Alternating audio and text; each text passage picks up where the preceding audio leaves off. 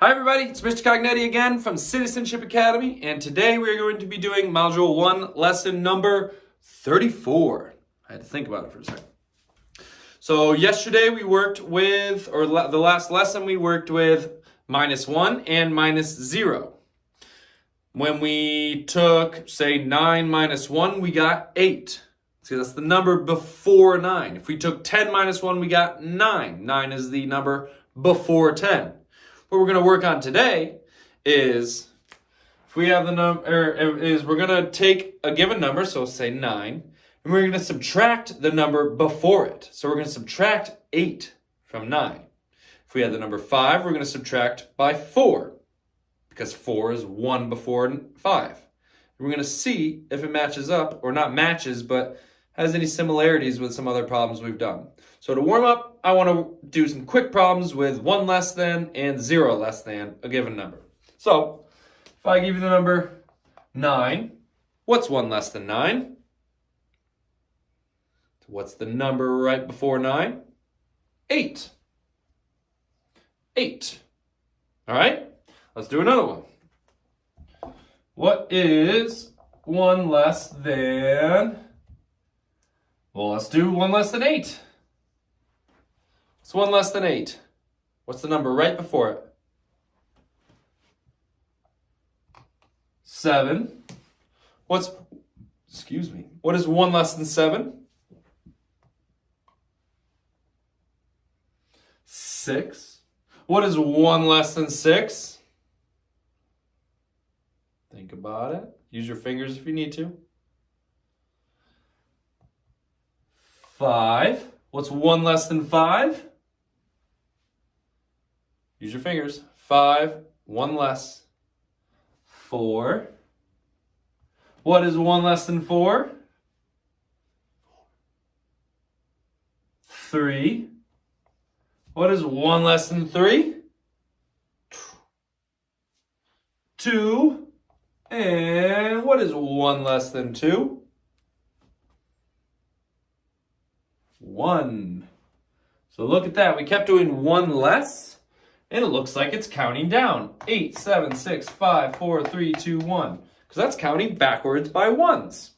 So that's 1 less each time. All right, what is 0 less than 10?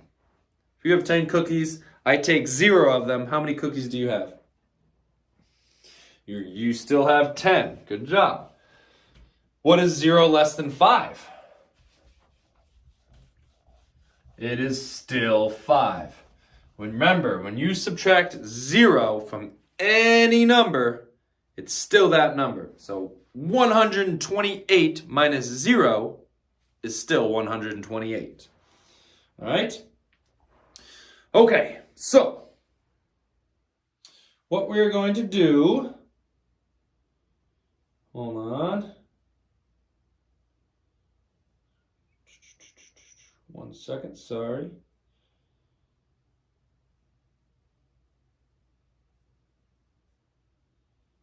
All right, so this is what we're going to do.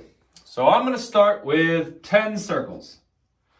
2, 3, 4, 5, 6, 7, 8, 9, 10. So there's 10 circles. Now we've already worked on 1 less. We've worked on taking away 0. What I want to do now is, if I'm starting with the number 10, I want to take away that number. So I'm going to do 10 minus 10. Do we think we know what 10 minus 10 is? Well, let's see. If I take away 10, 1, 2, 3, 4, 5, 6, 7, 8, 9, 10. Am I left with any circles? No, I'm not. So 10 minus 10 must be 0. Oh, okay. So if I had 10 cookies and you ate all 10 of my cookies, I have 0 cookies now. Bummer. Let's do another one. What if I have 5 circles? 1, 2, 3, 4, 5. I have 5 circles, and I want to take away 5 circles. What do we think that's going to equal? Do you think it's going to equal 10? Think it's going to equal 1? How about 0? Let's see. Let's take away 5. 1, 2, 3, 4, 5. Am I left with any circles that don't have an X on it? No, I'm not. So 5 minus 5 must be 0. I'm starting to see a pattern. When I have a certain number and I subtract that same number from it, I keep ending up with 0. If I had 2, I take away 2, I have 0. If I have 4, I take away 4, I have 0. Let's try one more just to make sure I'm thinking correctly with this pattern that I found. Let's start with 6. 1, 2, 3, 4, 5, 6. So I start with 6. So that must mean I want to take away 6. Let's cross them out. 1, 2, 3, 4, 5, 6. All right. I started with 6. I took away 6. And I'm left with 0. So I think my theory is correct. Whenever you minus or subtract the same number from a number, so what I mean by that is when you start with 6 and you also subtract 6, you end with 0. If you start with 1 and you subtract 1, you end with 0. If you start with 1,000 and you subtract 1,000, you have 0. So any number subtracted by the same number is 0. All right. Now, what we're going to do is find a different pattern. I'm going to start with 7 circles.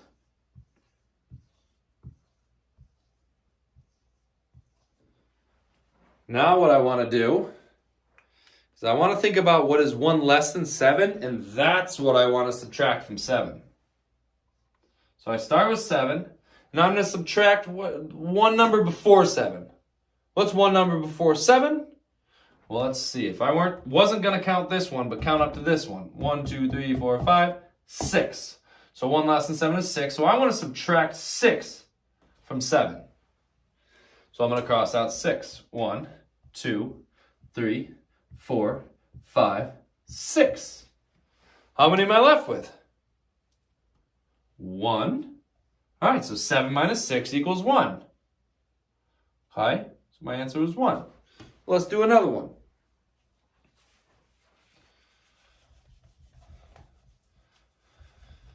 Let's start with 6 this time.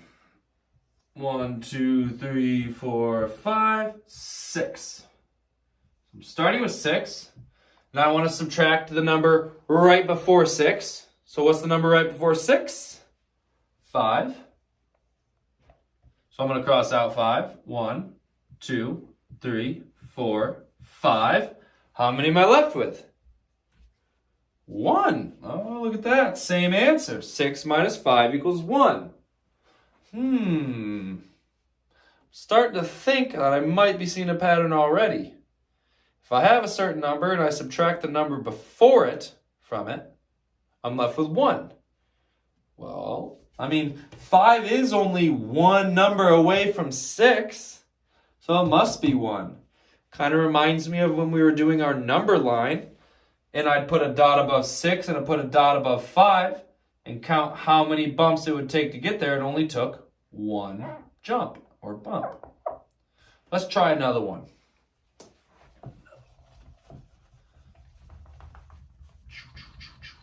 All right, we're going to do 4 this time. 1, 2, 3, 4. Start with number 4. I want to subtract the number that becomes before it. So what number is right before 4? 3. So minus 3 equals 1, 2, 3. How many am I left with? 1. There we go. It goes goes along with my pattern that if you have a certain number and you subtract 1 less than that number from it, which 3 is 1 less than 4, you end up with 1. If this was a number bond, it would look like this. And I could go this way around my circle and get this number sentence. 4 minus 3 equals 1. 4 minus 3 equals